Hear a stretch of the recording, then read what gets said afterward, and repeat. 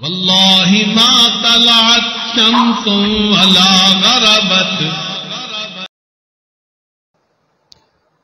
پھر نبی علیہ السلام نے طواف زیارت کرنے کے بعد زمزم پیا، اور اللہ کی شان دیکھیں کہ زمزم کا ڈول نکالا، کنواں تھا، اس میں سے نبی علیہ السلام نے پانی پیا، اور پھر جو بچا ہوا پانی تھا اس کو پھر کنویں کے اندر ڈال دیا.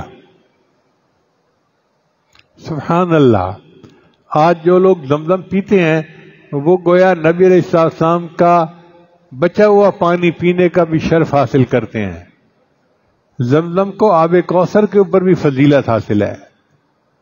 پوری دنیا میں جو سب سے افضل پانی تھا یہ وہ تھا جو نبی علیہ السلام کی مبارک انگلیوں سے جہاد کے موقع پر نکلا تھا، جب پانی تھوڑا ہو گیا تھا اور نبی علیہ السلام نے اپنا ہاتھ مبارک پانی میں ڈال دیا تھا اور آپ کی مبارک انگلیوں سے پانی نکلا تھا. وہ پانی کائنات کا سب سے افضل پانی. پھر اس کے بعد زمزم سب سے افضل، پھر زمزم کے بعد آب کوثر افضل.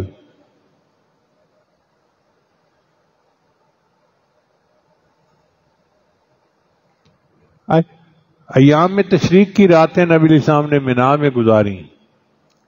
بقیہ دنوں میں زوال کے بعد رمی فرمائی. یعنی پہلے دن تو نبی علیہ السلام نے سورج نکلنے کے بعد رمی فرمائی، اور باقی جو دن تھے 2-3 ان میں نبی علیہ السلام نے ظہر کے بعد رمی فرمائی.